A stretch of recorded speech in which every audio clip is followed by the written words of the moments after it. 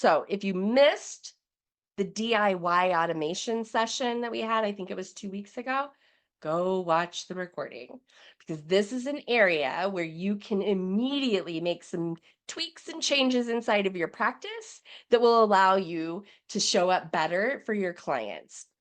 I'm going to give you an example before we get to the things that you can do.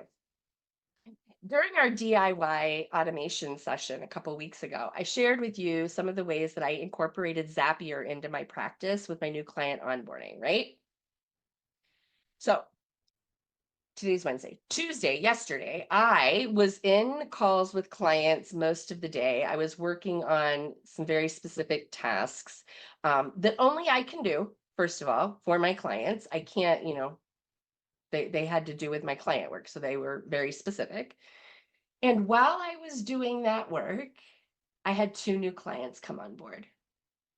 And while they came on board, they signed their service agreement, they paid their retainer, they got the link to schedule their new client onboarding call, and I was busy with other clients while that was happening.